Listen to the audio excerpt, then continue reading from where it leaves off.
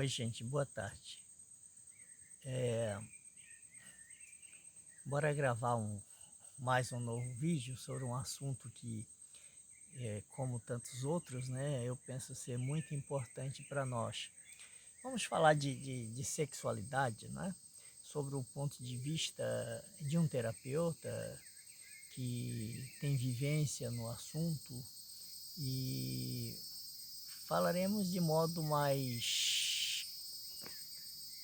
leve, né? Porque sexualidade, para mim, ela está embutida em todas as nossas ações, né? Em todos os nossos eventos. É, mas, fundamentalmente, vamos tratar do ponto de vista das relações a dois, não é? Quando nós somos muito jovens, só para exemplificar, o nosso convívio com os assuntos que se entremeiam, se permeiam na sexualidade, é sempre muito como se houvessem véus por cima deles. Eu diria sempre muito distanciado, né? Mais na fantasia do que propriamente na realidade. Quando a gente atinge uma idade adulta, essa sexualidade ela se torna mais conhecida, né? Principalmente para quem se casa ou para quem tem uma relação mais estável, né? Então, é, os assuntos inerentes à sexualidade, eles se tornam não só mais conhecidos, mais comuns, mas também mais fáceis de ser abordados, né?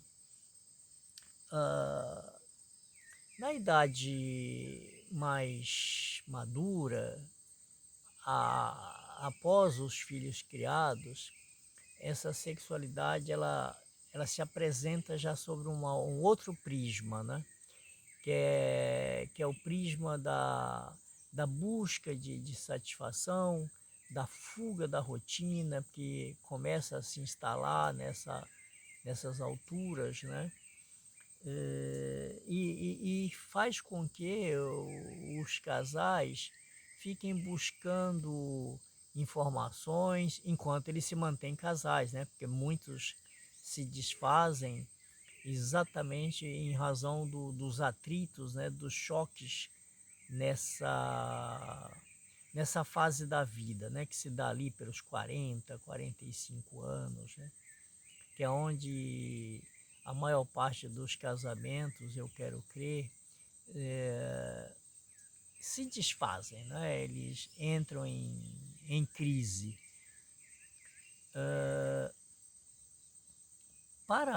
Eu diria que, em se tratando de sexualidade e de relação a dois, nós teríamos de estar dando muita atenção a um quarteto impo- importantíssimo, fundamental, não é?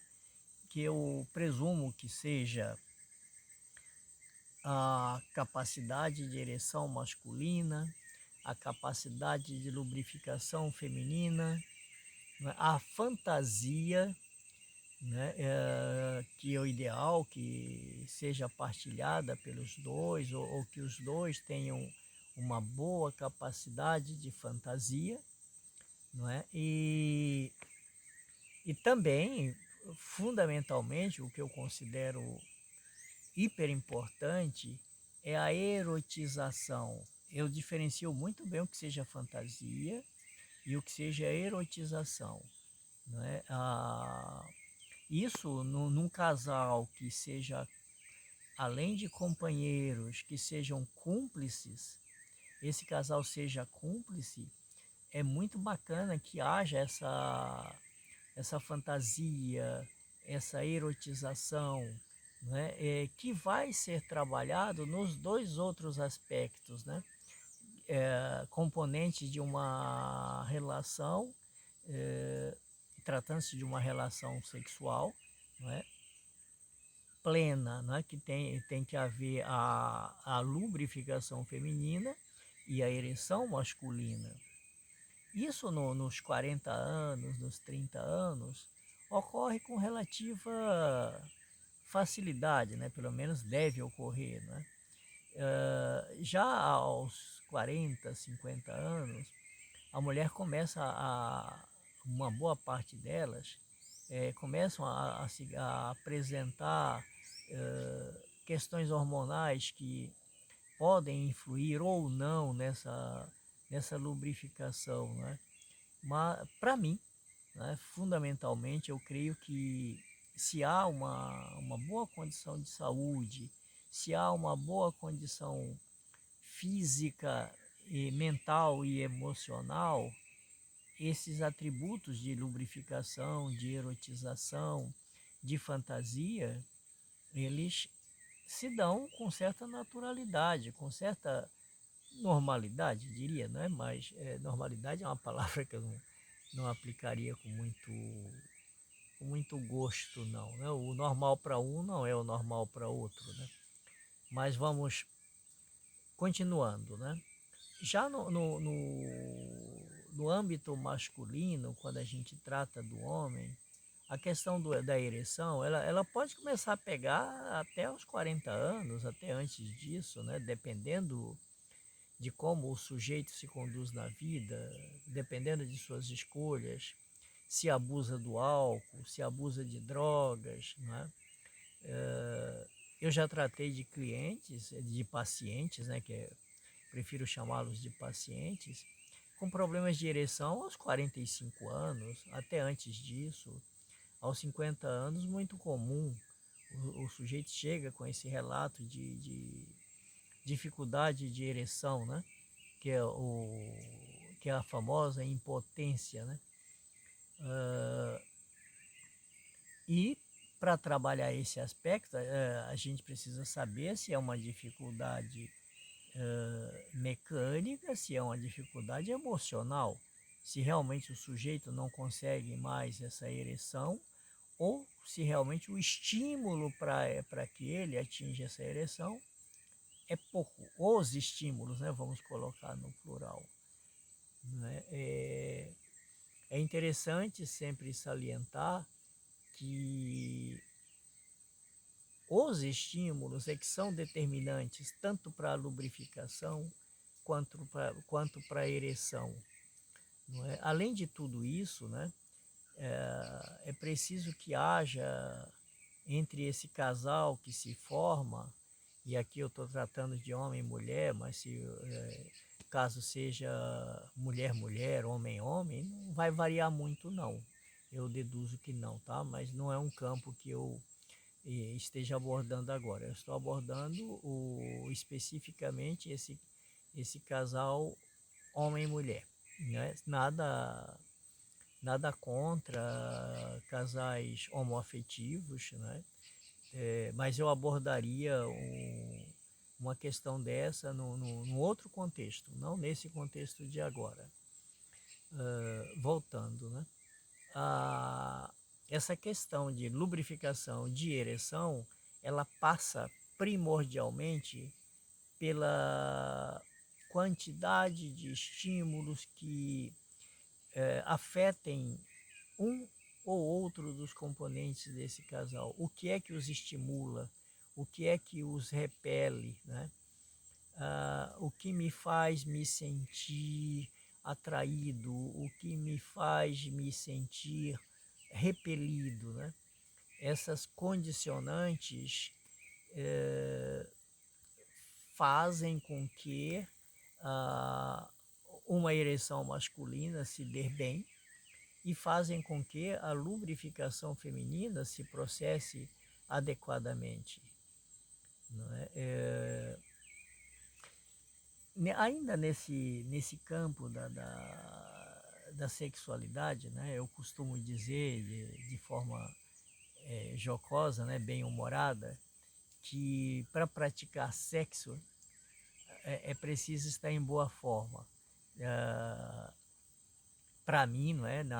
No meu modo de ver as coisas, quanto mais em boa forma você estiver, melhor prazer você obtém no ato sexual em si, né? Ah, havendo amor, a coisa fica ainda melhor, né? E uma relação amorosa, afetivamente concorde, em que os dois parceiros se deem bem, ela tem a tendência a chegar a bom termo para ambos os participantes. Me veio à mente agora, enquanto eu falava, sobre essa coisa ainda da juventude, né? Dessa antinomia juventude e maturidade, né? Na juventude, a ereção é fácil, a lubrificação é fácil, né? E na maturidade, há, na maioria dos casos, né? Ou em boa quantidade de casos, uma ereção mais difícil, né? E uma lubrificação também mais demorada, né? Tudo é muito relativo, tá? Mas a tendência é que seja assim. Aonde existe ainda também uma disparidade, na juventude há uma pressa, né, por parte do homem, há, há uma insatisfação por parte da mulher, né? E isso pode ser corrigido na maturidade, né? O homem já aprende a lidar melhor com as necessidades femininas, quando aprende, né? E a mulher passa também a ter mais força para dizer do que gosta, do que não gosta, como não gosta. Não é? Eu pessoalmente acho muito bacana quando se trata disso com leveza, quando eu tenho pacientes, tanto homens como mulheres, que me relatam as suas questões no âmbito da sexualidade, e a gente compartilha ideias, compartilha informações, né, que me enriquecem e que beneficiam também aquela que está compartilhando comigo essas informações.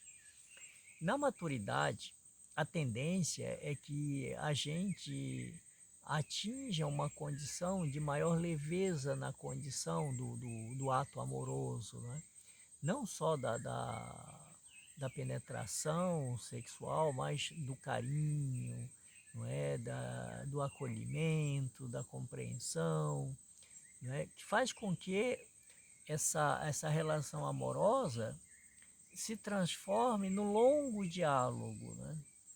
que, que traz para ambos os parceiros muito prazer quando é executado dessa forma, quando é elaborado assim. Elaborado fica até melhor do que executado, né? E isso traz uma gama de ganhos para a saúde que a gente talvez, né, tenha dificuldade de mensurar. São ganhos muito grandes. Quando a sexualidade funciona bem, a saúde também funciona bem. O mental funciona bem, a saúde física funciona bem, a saúde mental funciona bem, a saúde emocional funciona bem. O inverso é também verdadeiro. Quando a sexualidade não está bem, quando não temos boas respostas nesse segmento de nossas vidas, a tendência é que nós tenhamos vários problemas. Ficamos mal-humorados, não rendemos bem em nossos trabalhos, em nossas profissões, o nosso desempenho fica comprometido. Então, trabalhar esses assuntos, buscar ajuda quando temos alguma dificuldade neles, é muito importante, é muito saudável, né? Ocultar, represar, recalcar, não, isso só vai gerar sintomas, né? E vários sintomas, desde uma psoríase, desde alergia na pele, e disfunções várias, não são poucas. Mas enfim, eu espero ter trazido essas questões de maneira leve, né? E abordado elas para que a gente tenha conhecimento de algumas questões, né? É, de algumas questões no sentido da sexualidade, do que é que pode ser benéfico, do que é que pode não ser tão benéfico, né?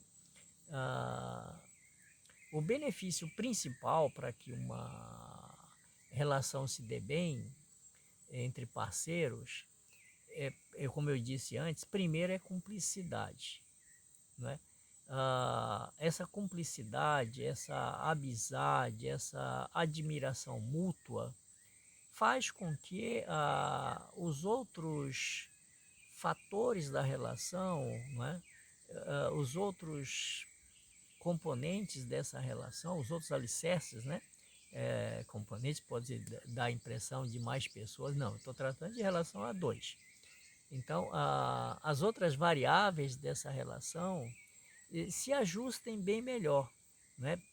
Tendo cumplicidade, tendo admiração, a erotização virá com naturalidade, não é? Vindo essa erotização, as coisas vão seguir num diapasão muito bacana, não é? Vai ser muito bom para todos, né? Para essas duas pessoas dessa relação, né?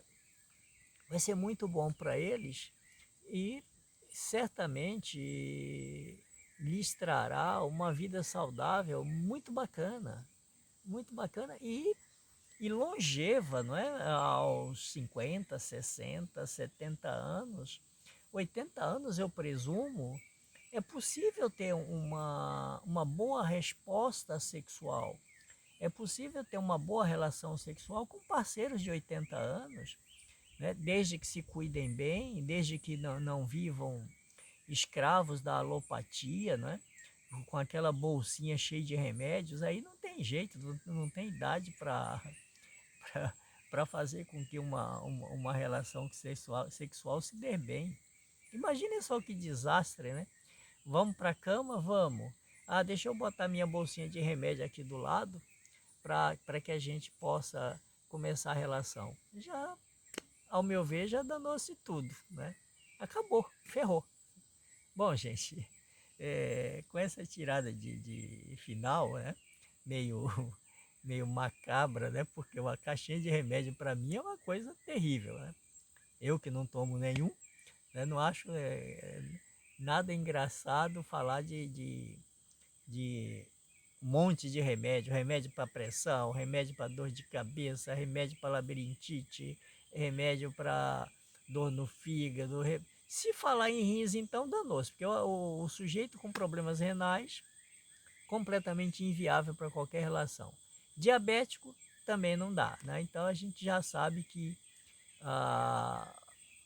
o principal fator para uma vida saudável sexualmente falando é saúde física e mental. Aliás, eu falei o principal fator, os principais fatores, né? Saúde física, mental e emocional.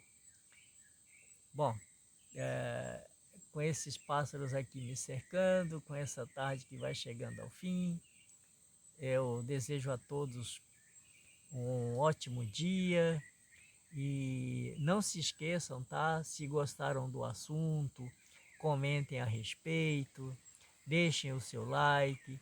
Se não gostaram, coloquem também as suas observações e eu procurarei responder a todos dentro das minhas possibilidades. Om Mani Padme Hum.